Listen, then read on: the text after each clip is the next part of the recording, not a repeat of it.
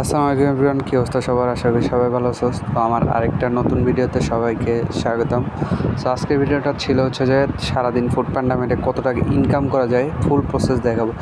সকালবেলা আমরা চটপট করে বেরিয়ে পড়ি। প্রথম অর্ডারটাই ছিল আমাদের, প্রথম অর্ডারটাই পড়ছে আদাবর 3-এ।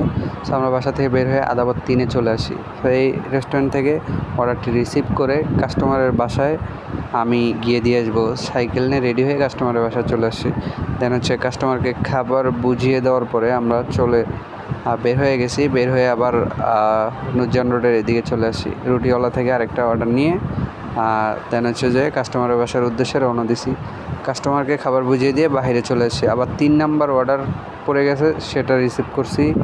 রিসিভ করার পরে দেন যে আমরা আগের যে অর্ডারটা ছিল সেটা কনফার্ম, মানে ছবি তুলে আর কি কনফার্ম করে দেওয়া লাগে যে আমার অর্ডারটি দেওয়া শেষ।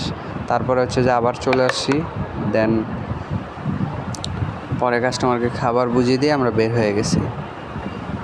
কাস্টমারের বাসার সামনে যে টুলেট বা যে ঠিকানা প্লেট দেওয়া থাকবে ওইটা বা গেটের ছবি তুলে দিলে, মানে গেটের থেকে বেস্ট হয় আপনার যদি নাম্বার প্লেট যেটা দেওয়া থাকবে ঠিকানা ওইটা দিলে ভালো হয়। তো আজকে প্রচণ্ড পরিমাণ গরম ছিল, মানে বলার বাইরে, মানে অনেক তাপমাত্রা ছিল।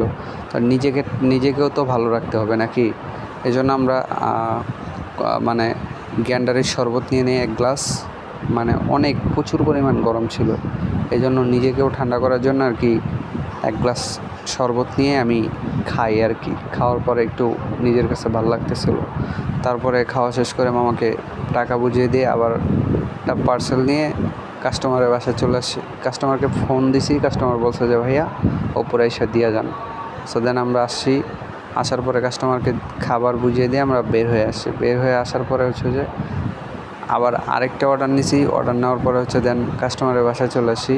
কাস্টমারকে খাবার বুঝিয়ে দিয়ে আমরা চলে আসছি বাইরে আসার পরে আপনাদের আরেকটা কাজ আছে, সেটা যে ছবি তুলে কনফার্ম করে দিবেন। আজকের ভিডিও এই পর্যন্তই। সবাই ভালো থাকবেন, সুস্থ থাকবেন। আল্লাহ হাফেজ।